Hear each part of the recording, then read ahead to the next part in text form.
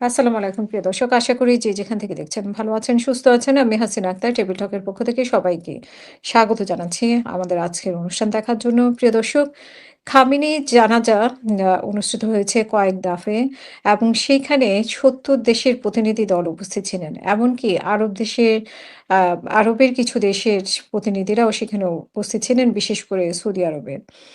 এবং এরপরে একটা তারা যেই ঐতিহাসিক একটা বার্তা দিতে চেয়েছিল, সেটাতে মোটামুটি সফল হয়েছে এবং আ কোনো ধরনের বাধা আসেনি। যদিও ইরানের পক্ষ থেকে অনেক সতর্কতা অবলম্বন করা হয়েছিল, অনেক ধরনের প্রস্তুতি ছিল।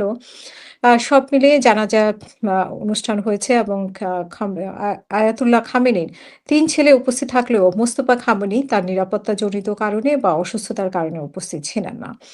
তো আমরা এই বিষয়টা নিয়ে আলোচনা করব। আলোচনার জন্য আমাদের সাথে উপস্থিত আছেন ফরাদ হোসেন। আপনাকে স্বাগত জানাচ্ছি আমাদের আজকের অনুষ্ঠানে। ফরাদ ভাই, ধন্যবাদ খামেনির হাসিনা জানাজা আপা। তো অনুষ্ঠিত হলো। হুম।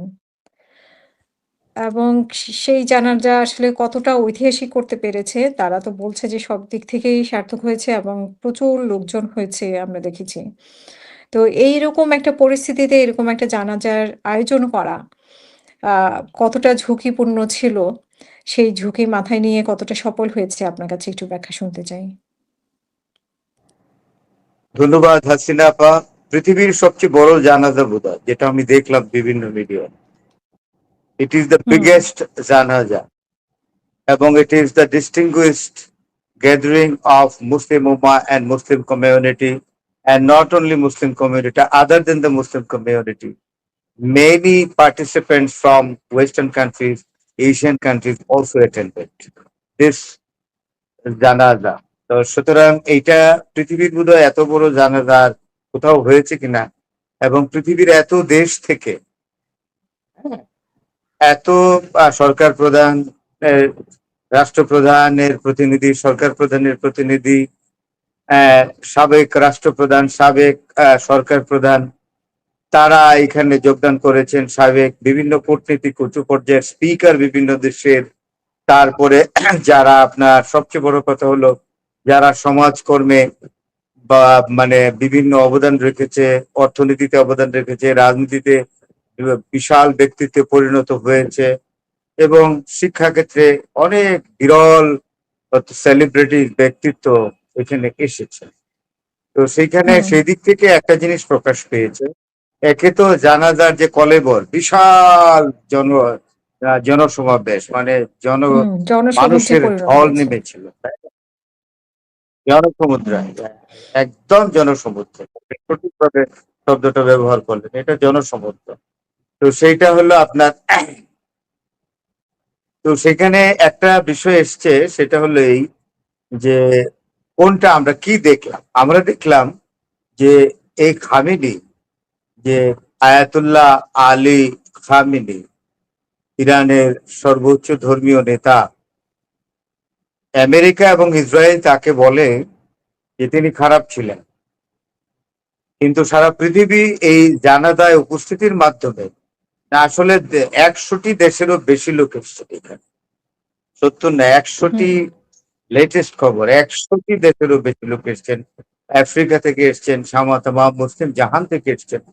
তো সেখানে এটা দিয়ে প্রমাণিত হলো যে আমেরিকা এবং ইসরায়েল যে প্রচারটা করেছে, সেটার বিপরীতে হুম, এই সারা পৃথিবীর মানুষ দেখিয়ে দিল যে তারা সৈয়দ আয়াতুল্লাহ আলী খামেনিকে কত ভালোবাসে, এবং তিনি হুম, মানুষের হুম, হৃদয়ে হুম, কতটা, পৃথিবীর মানুষের হৃদয়ে কতটা স্থান করে নিয়েছিলেন।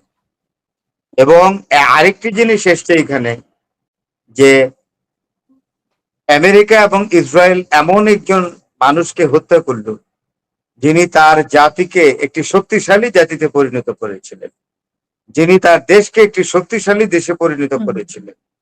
তার অপরাধ ছিল আমেরিকার চোখে, ইসরায়েলের চোখে, যে তিনি তার দেশকে ভালোবাসেন এবং তিনি তার দেশকে একটি শক্তিশালী জায়গায় দাঁড় করিয়ে গেছেন। এটাই ছিল ইসরায়েলিদের এবং আমেরিকানদের চোখে তার দোষ। আর আরেকটি জিনিস প্রমাণ করেছে যে ইসরায়েল এবং আমেরিকা যা বলে তা বিপরীতে দাঁড়িয়ে সারা বিশ্বের মানুষ জানিয়ে দিল তারা আয়াতুল্লাহ আলী খামেনিকে ভালোবাসেন।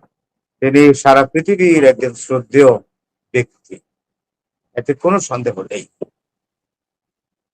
আর তার হুম। ছেলে, তো এটা একবার বলা হয়েছিল যে মোস্তফা খামেনি থাকবেন, কিন্তু পরবর্তী সময় বোধহয় ইন্টেলিজেন্সের রিপোর্ট, গোয়েন্দা রিপোর্টে বলা হয়েছে না থাকাই হুম, ভালো হবে।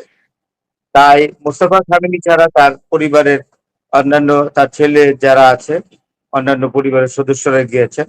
Mostafa Khamenei was highly protected because of the report coming from intelligence. তো সেই জন্য আইআরজিসি মনে করেছে যে এটা সঠিক হবে না মুস্তফা খামেনিকে ওইখানে উপস্থিত করার। এই হলো আসল কথাটা। হুম। এমনি আর প্রকাশ্যে আরেকটা জিনিস বলি প্রকাশ্যে তো মজার, আমরা অন্যান্য নেতাদেরকে দেখলাম। হুম।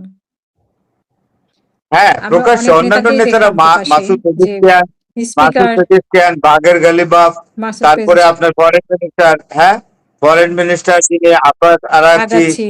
প্রফেসর সৈয়দ মারান্ডি, তারপরে ইব্রাহিম বাগাই, তার হুম, সবাই আছে, নো প্রবলেম। আইআরজিসির চিফ, হ্যাঁ হুম, হাতামি, সবাই আছে, অল ওয়ার প্রেজেন্ট দিয়ার। এবং পার্লামেন্টের member, all cabinet member, all were present দিয়ার। তারা অজোরে কেঁদেছেন, অজোরে এই নেতার জন্য। এবং আয়াতুল্লাহ আলী খামেনির যে কত মানে আপনার শিষ্য তৈরি করে গেছেন, অনুসারী তৈরি করে গেছেন, এবং তার অনুসারীরা যে কতটা তাকে ভালোবাসতেন, এই তার ফুল ক্যাবিনেট, ইরানের সমস্ত মন্ত্রিসভার সদস্য, বিশিষ্ট ব্যক্তিগত এবং রাজনীতিবিদদের অজোরে অস্ত্র বিসর্জনের মাধ্যমে এটা প্রমাণিত হয়েছে। এবং অস্ত্র বিসর্জনের মাধ্যমে তারা তাদের সর্বোচ্চ নেতাকে আখেরি বিদায় জানিয়েছে। আর আরেকটি জিনিস হুম। করেছে, সারা বিশ্ব এখন আরেকটি জিনিস দেখিয়ে দিয়েছে, আমেরিকার প্রেসিডেন্ট ডোনাল্ড ট্রাম্প একটা অত্যন্ত গর্হিত কূটনীতিক কার্যক্রম চালু করেছিল। সেটা হলো তার পররাষ্ট্রমন্ত্রী, সেক্রেটারি অফ স্টেট মার্কো রবিওকে দেওয়া। মার্কো রবিওকে সারা পৃথিবী, বিশেষ করে গালফ কান্ট্রিজে গিয়ে মার্কো রবিও বলেছে জানা যায় তোমরা অংশগ্রহণ করো না, কিন্তু গালফ কান্ট্রিজের কেউ মানে নাই। আমার জানা মতে সৌদি আরব, কুয়েত, কাতার, বাহরাইন এবং আহ, সবাই, ওমান, এই সকল দেশের প্রতিনিধিরা এখানে যোগদান করেছেন। আমি জানি না আরব আমিরাতের এসছেন কিনা, আসার কথা, অন্তত একজন দুজন হলেও এসছেন। অর্থাৎ আমরা মোদ্দা কথায় ধরে হুম, নিতে পারি মোটা দাগে গালফ কান্ট্রিদের সকল প্রতিনিধিরাই, সকল গালফ কান্ট্রিদের উপসাগরীয় দেশের প্রতিনিধিরাই জানাজায় অংশ নিয়েছেন। এবং আমাদের আমাদের বাংলাদেশের মাননীয় স্পিকার আহ, আহ, আহ, জনাব হাফিজউদ্দিন আহমেদ, মেজর অবসরপ্রাপ্ত হাফিজউদ্দিন আহমেদ বীর বিক্রম, তিনিও গেছেন এবং চমৎকার ভাবে একটা ইংরেজি বক্তব্য দিয়েছেন, যেটা আমি আপনাকে বলেছিলাম যে উনি খুব ভালো বলেন। এটা উনি এই স্বাক্ষর রেখেছেন এবং সুন্দর করে গুছিয়ে আপনার ওনার বক্তব্যের মাধ্যমে সৈয়দ আলী, আয়াতুল্লাহ আলী খামেনিকে তুলে ধরেছেন। আমি আহ, আহ, আমি হুম, বাংলাদেশের সংসদের মাননীয় স্পিকারকে আমি অভিনন্দন জানাচ্ছি। তিনি, he has represented hmm, my country in a very, very befitting manner in this distinguished world gathering. হুম। কিন্তু এটা তো হুম, যুক্তরাষ্ট্রের জন্য একটা কঠিন বার্তা, তাই না? যুক্তরাষ্ট্র ওদের ১ম দিনেই তাদের সর্বোচ্চ নেতাকে এভাবে হত্যা করেছে। তো এবং আমরা দেখেছি যে এটা একটা মানে অনেক বড় একটা বার্তা যে যেই নেতাকে তারা হত্যা করেছে ১ম দিনে, এত মানুষ, এত দেশের জনগণ correct. সেখানে সমবেত হয়ে ওই জানাজায়। তো সেইখানে ডোনাল্ড ট্রাম্পের তো একটা লজ্জার বিষয়ও যে তাদের জন্য এই পরিস্থিতি ক্রিয়েট হয়েছে বা তার জানাজায় এত মানুষ উপস্থিত হয়েছে। তো ডোনাল্ড ট্রাম্প তো এটা কোনো মানে এটা এটাই তো আশাই কথা। করেনি আমার মনে ইসরায়েল হয়। এবং আমেরিকা, যা আমেরিকা এবং ইসরায়েল যাকে মন্দ মানুষের তকমা দিয়েছিল তাদের চোখে, বলেছিল ইরান হুম, একটা ডিক্টেটরিয়াল দেশ, গণতন্ত্র নাই, এই নাই সেই নাই, কত কিছু। এবং খামেনি বিশ্বের জন্য এক বিপজ্জনক লোক, এইটা সারা বিশ্বের মানুষ হুম, এইটাকে একেবারে আমেরিকা এবং ইসরায়েলের এই যে মেসেজ, এটাকে মিথ্যা প্রমাণিত করেছে। সারা পৃথিবীর মানুষ একসঙ্গে বলেছে, তাদের বক্তব্যটা ছিল যে সৈয়দ আলী খামেনি আয়াতুল্লাহ, উনি ছিলেন পৃথিবীর শ্রেষ্ঠ মানুষের অন্যতম। সুতরাং এখানে কূটনৈতিক ভাবে আমেরিকা এবং ইসরায়েল মার খেয়েছে, অনেকটা একা হয়ে গেছে। এবং আরেকটি জিনিস হয়েছে যে আমেরিকা এবং ইসরায়েল যা বলে তা সত্যি না, মিথ্যা। এটাও প্রমাণ করেছে সারা বিশ্বের হুম, মানুষ। আরেকটি হলো বৈশ্বিক এবং আঞ্চলিক রাজনীতিতে আমেরিকা এবং ইসরায়েলের বেহাল অবস্থা। এটা এই জানাজা কূটনৈতিকভাবে ইসরায়েলকে এবং আমেরিকাকে বড় ধরনের মার দিয়েছে। No doubt about it. Hmm, hmm. এখন মানে ইরান তো বলছে যে এই যে যারা এসেছে জানাজায় তারা তো বন্ধু রাষ্ট্র। মানে এক ধরনের বন্ধুই হয়ে গেল। যেহেতু তাদের মানে সর্বোচ্চ নেতাকে সম্মান জানিয়েছে। তো হরমুজ প্রণালী ছাড়ের ব্যাপারে তারা এদের ব্যাপারে এক ধরনের ছাড় দেওয়ার সিদ্ধান্ত নিয়েছে। মানে না, এখনো এটা সেটা আপনি প্রকাশ ভালো করেনি একটা কিন্তু প্রশ্ন মানে করেছেন আসিল আপা। এই প্রশ্নটা আপনি হুম, করাতে ভালো হয়েছে। এটা আমি আসলে যে এই প্রশ্নটা যে আসবে এখানে আমি ভাবিনি এটা আসা উচিত। আপনি you have rightly ask hmm, the hmm, hmm, question. এটা হলো এই, তারা ইরান আগেই ক্লিয়ার করেছে। ইরান বলেছে যে আমেরিকা ইসরায়েল এবং আমেরিকা ইসরায়েলের বন্ধু যে রাষ্ট্রগুলো আছে, আমেরিকা ইসরায়েল এবং আমেরিকা ইসরায়েলের সাথে হ্যাঁ বন্ধুত্বপূর্ণ সম্পর্ক যারা বজায় রাখছে এই অবস্থায়, তারা ছাড়া সারা পৃথিবীর জন্য হরমুজ উন্মুক্ত বলেই দিয়েছে। এখন হুম। আমেরিকার সাথে এবং ইসরায়েলের সাথে হরমুজের কারা বন্ধুত্ব বজায় রাখবে এখন তারা বুঝবে। এবং তারা এবং ডোনাল্ড ট্রাম্প একটা ট্রেড করেছে যে আমরা কত ভালো, জানা যায় আমরা আক্রমণ করলাম না, জানাজার জন্য 7 দিন সময় দিলাম, তাইলে উনি ডোনাল্ড ট্রাম্প কি মিন করতে চায়? আবার আক্রমণ করবে জানাজা শেষ হলেই? করে তো কোনো লাভ হয় না। হ্যাঁ, সবচেয়ে বলতে গেলে hmm, Hormuz is quite untouched indeed. Hormuz is strictly under the control of Iran and IRGC. No doubt about it.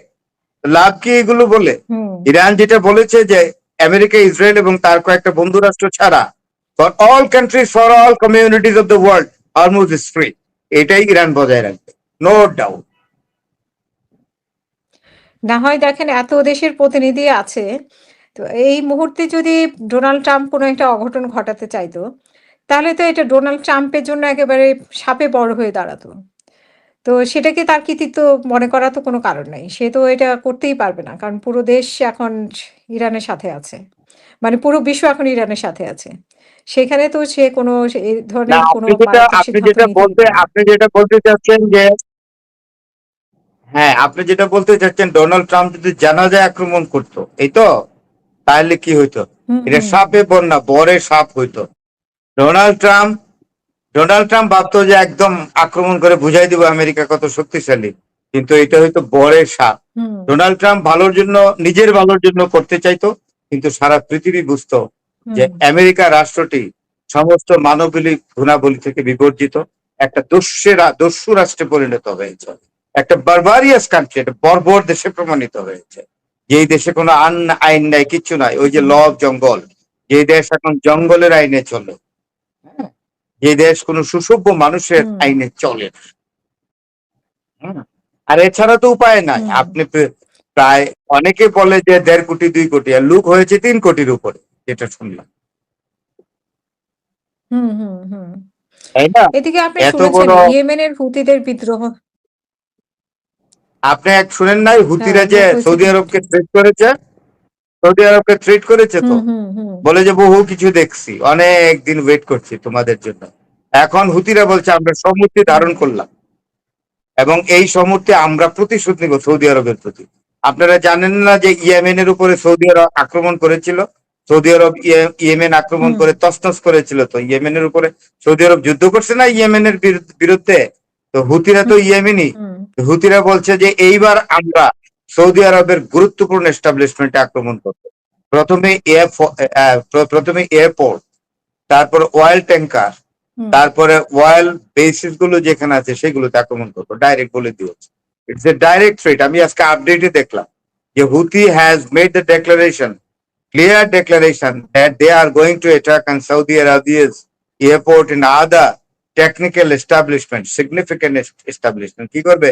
Saudi আরব কিচ্ছু করতে পারবে না হুতিদের। হুম, হুতিদেরকে যদি পাল্টা আক্রমণে যায় সৌদি আরব, তাহলে ইরান একেবারে সৌদি আরবকে 12টা বাজিয়ে দেবে। হুম, হুম। না ইয়েমেনের হুতিরা তো অলরেডি হামলা করেছে। সরকারি সেনা সরকারি আ ১৪ সেনা নিহত হয়েছে।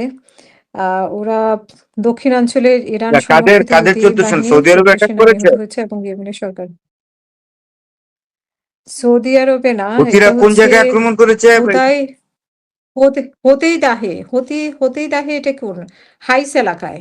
ওইটা এটা এটা হাইস, লেবাননের কাছে। হাইস এলাকা, লেবাননের কাছে একটা জায়গা। লেবাননের কাছে। হুম। আচ্ছা, যাই হোক, আমরা তো এখন যেহেতু মোস্তফা খামেনিকে দেখা যায়নি, এছাড়া সব নেতারা সেখানে উপস্থিত থেকে একটা ভালোই জানাজাটা অনুষ্ঠিত হয়েছে এবং এর মাধ্যমে আসলে আ একটা অনেক কঠিন একটা বার্তা দিয়েছে ইরান।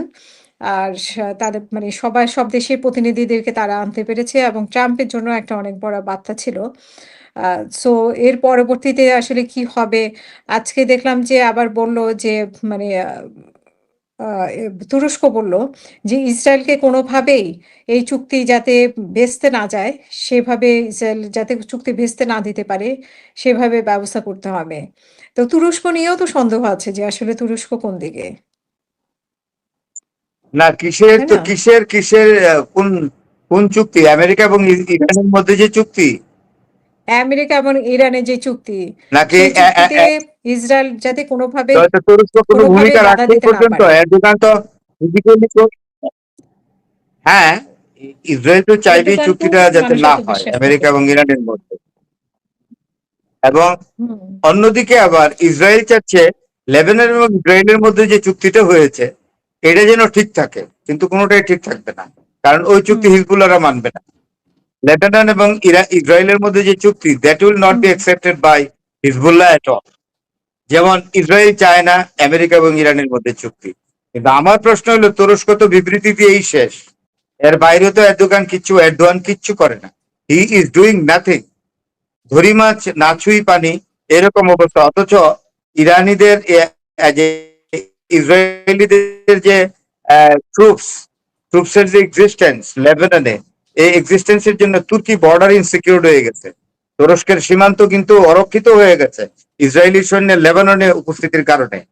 এটা তো তুরস্কে এরদোয়ান বলেছেই। তারপরে Erdogan did not take any military action against the Israeli troops exactly staying in the soil of Lebanon. করছে না তো, ইজ ডুইং নাথিং। হুম, হুম, হুম। বুঝতে পেরেছে? তো আ হুম। আ তো সব মিলিয়ে আমরা ভালো একটা ইয়ে পেলাম। কিন্তু আমাদের যেই আ চীন এবং মানে ভারতের মধ্যে একটা আপনি নিশ্চয়ই দেখেছেন যে বাংলাদেশ নিয়ে একটা বাকযুদ্ধ চলছে। আমরা এটা দিয়েই শেষ করব এই আলোচনা দিয়ে। আ চীন বলছে যে বাংলাদেশের উপর কারো খবরদারি শোনেন, চলবে না। এবং বাকযুদ্ধকে উল্টো দিকে আবার বাকযুদ্ধকে আমাদের প্রাইম ভারত বলছে মিনিস্টার জনাব তারেক রহমান,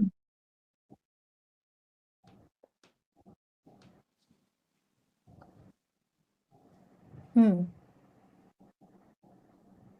শুনতে পাচ্ছেন? হ্যাঁ আমি প্রশ্নটা জি, বুঝতে ফরম পেরেছি, হ্যাঁ, যদিও ক্লিয়ার হুম। ভয়েস আসছে না। আপনি কি আমাকে শুনতে পাচ্ছেন? হ্যাঁ, আমি বলছি যে চীন যেরকম বলেছে সেরকম ভারতও বলছে যে তারা নিবিড়ভাবে পর্যবেক্ষণ করছে। বাংলাদেশের সাথে চীনের কি ঘটনা ঘটছে আরকি। চীনের সাথে কি চুক্তি হচ্ছে, বিশেষ করে আমাদের তিস্তা সাথে ব্যারেজের চীনের কথা কি তারা বলল। হচ্ছে? করিডোর। আমি আমি আপনাকে একটা কথা বলি, যে I must give the credit and congratulation to our prime minister mister Tarique Rahman.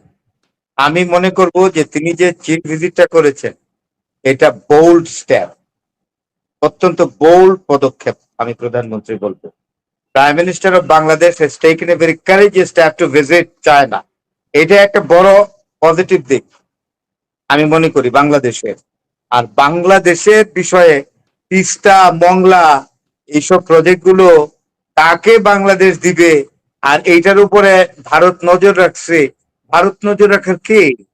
With India hmm, hmm, exactly to make the observation on this particular project. কেন ভারত নজর রাখবে? কেন আমরা কি ভারত কার সাথে কি করে আমরা কি নজর রাখি?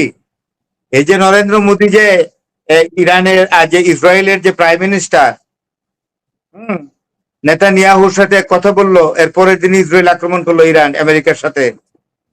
বাংলাদেশকে এটার উপর নজর রাখছিল? কত বড় কাজ করেছে? এটা কি জানে না কেউ যে হুম, মানে নরেন্দ্র মোদীর সাথে নেতানিয়াহুর যেদিন আলাপ হয়েছে পরের দিনে ইসরায়েল আমেরিকা আর ইসরায়েল আক্রমণ করেছে। ইসরায়েল প্রথম এয়ার স্ট্রাইকিং করেছে ইরানে, আক্রমণ সোজা কথা। তাহলে এটা কি বাংলাদেশ বলেছে যে আমরা নজর রেখেছি? তা আমরা কি করি? আমরা বিমান কিনি 24টা না 25টা, চায়না থেকে এটার উপরে নজর রাখে। আমরা তিস্তা মংলা প্রকল্প এগুলো কাকে দিব না দিব এটার উপরে ভারত নজর রাখে। এগুলো তো ভালো কাজ না, ভারতের এটা কাজ না। It is not the concern of India. আর আমাদের বিষয়ে আমরা দেখবো, we are independent and sovereign country. Fine, we are hmm, hmm. independent and sovereign country. It is our concern where and to whom we are going to make agreement. It is our concern. It should not be the concern of India because Bangladesh is an independent sovereign country. এগুলো করে লাভ নাই। ভারত সব Yes. দিক থেকেই আপনারা কি এটা দেখেছেন যে এটা কতটুকু ভেরিফাইড নিউজ জানি না, কিন্তু এটা খুব বাংলাদেশের মিডিয়াতে এসছে যে ইয়েটা এই অরুণাচলের একটা অংশ, আমি যেটা শুনলাম 45 থেকে 50 কিলোমিটার ভিতরে ঢুকছে চাইনিজ ট্রুপস, চীনা সৈন্য হ্যাঁ, হ্যাঁ। ঢুকেছে। চীনা দখল করে তাইলে নিয়েছে। সেটা তো ইন্ডিয়ান আর্মি স্বীকার করে ইভেন না, নামও পরিবর্তন ইন্ডিয়ান মিডিয়াও নামও চুপ পরিবর্তন হয়ে করে বসে আছে। দিয়েছে। বাট আমি তো দেখলাম যে এখানে চায়না অন্যান্য মিডিয়া গুলো তো সবাই বলতেছে যে এটা আসলে fact। হ্যাঁ জি, নামও পরিবর্তন করে ফেলেছে নাকি? নামও পরিবর্তন করে ফেলেছে যেগুলো দখল করেছে। হ্যাঁ না, এরকমই ওই শুনেছি জায়গাটার আরকি। নাম পরিবর্তন করেছে। ওইখানকার যে ট্রাইবাল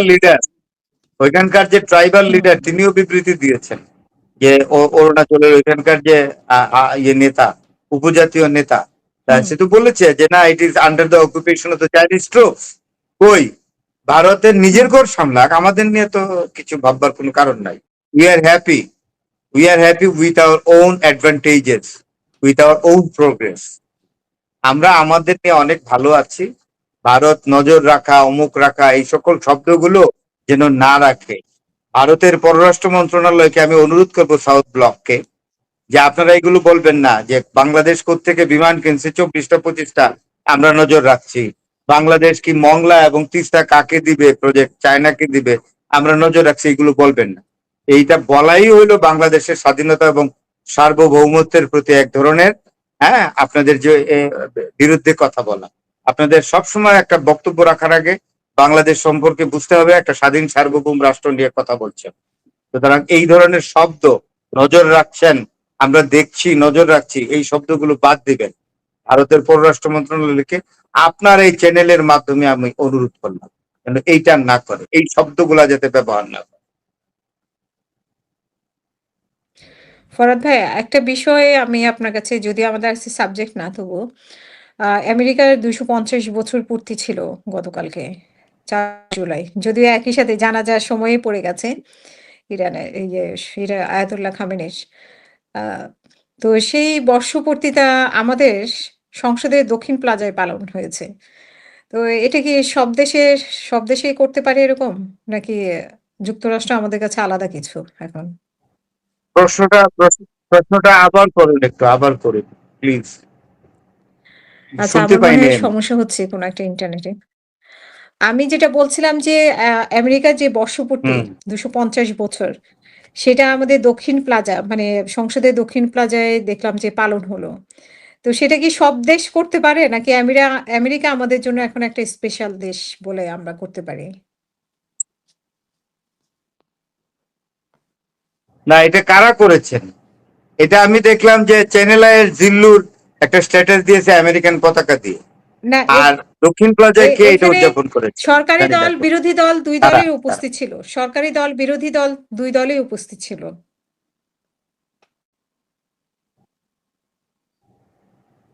দুই দলই উপস্থিত এইটা ছিল। হয়তো তাদের ইচ্ছা হয়েছে, করেছে, এই নিয়ে আমি কোনো মন্তব্য করতে হবে। I don't like to make any comment on this. আমি এই ব্যাপারে কোনো মন্তব্য করতে হবে। রাইট। জিল্লুর রহমান, যাকে আমরা সংক্ষেপে বলি জিল্লু, চেন্নেলাইয়ের যে তৃতীয় মাত্রা, তিনি একটা দেখলাম আমেরিকান পতাকা, এই 50টা স্টেটের তারকা খচিত এই পতাকা উড়িয়ে ফেসবুকে আমেরিকার সেই বর্ষপূর্তি অনুষ্ঠান, মানে এটাকে সেলিব্রেট করে একটা স্ট্যাটাস দিয়েছেন। এনিওয়ে, আমরা তো আসলে গণতন্ত্রে বিশ্বাস করি, উই বিলিভ ইন ডেমোক্রেসি। তো এটাও একটা স্পিরিট হুম। হতে পারে যে আমেরিকার আমরা পালন করলাম। আবার আমাদের স্বাধীনতা দিবসেও যদি আমেরিকা সরকারিভাবে কোনো কিছু করে, তাহলে আমরা খুব আনন্দিত হব। আর করতেই হুম, পারে। হুম। আমরা সেটাও একটা আশা করি ডেমোক্রেটিক আরকি। সোসাইটিতে hmm. Every man has got the right to observe it. এটা সরকারিভাবে হোক, তাদ বেসরকারিভাবেও করতে তাদের পারে। Bangladesh is a democratic country. ঠিক। কেউ আ যদি অনেক ব্যক্তিগতভাবে করে ধন্যবাদ ফরাদ বা ভাই। সরকারিভাবে তো এটা হয় নাই। সরকারের লোকজন গেছে। কিন্তু সরকার তো ঘোষণা দিয়ে করে নাই কিছু। সরকার কি ঘোষণা দিয়েছে যে না, সরকারিভাবে এটা উদযাপিত যখন করেছে? সংসদে একটা তা তো জিনিস না। হবে, দখ সংসদে দক্ষিণ প্লাজায় হবে, তাহলে তো সেখানে সরকার সরকারের অংশগ্রহণ নাই বা সরকারি দল তো ছিল এবং বিরোধী দল ছিল। সবার ইচ্ছে অনুযায়ী হয়েছে। না, আমরা আগে যখন বলতাম যে ভারতের কাছে বিক্রি হওয়া না, বা তাই ভারতের তো কাছে এই বিক্রি তো হয়ে যাচ্ছে। ১ম এ হাসিনা তো এটা আমি এখন বললাম আপনাকে। এতে কোনো সমস্যা নেই। একটা গণতান্ত্রিক সোসাইটিতে মানে ডেমোক্রেটিক সোসাইটিতে হতেই পারে। এটা বড় কিছু না। হ্যাঁ, অসংখ্য ধন্যবাদ ফরাদ ভাই ঠিকই আছে। আপনাকে আমরা তো আমাদের সাথে দেশটার যুক্ত হওয়ার জন্য। বর্ষপূর্তি করছি। হ্যাঁ, আমি একটু ক্লিয়ার করি যে এটা তো আমরা আমেরিকার দেশটার কথা বলছি। আমেরিকার জনগণ তো আমাদের শত্রু না। তাইলে যে আমেরিকার হুম, জনগণের যে দেশ, সেই দেশকে আমরা সেলিব্রেট করতেই পারি। এতে আমাদের কোনো সমস্যা নেই। ঠিকই আছে। ভালো। জি, অসংখ্য ধন্যবাদ ফরাদ ভাই আমাদের সাথে যুক্ত হওয়ার জন্য এবং প্রিয় দর্শক আপনাদেরকে অসংখ্য ধন্যবাদ আমাদের সাথে যুক্ত থাকার জন্য। আমাদের পরবর্তী অনুষ্ঠান দেখার আমন্ত্রণ জানিয়ে এখানেই শেষ করব। সবাই ভালো থাকবেন, সুস্থ থাকবেন। আল্লাহ হাফেজ। আসসালামু আলাইকুম।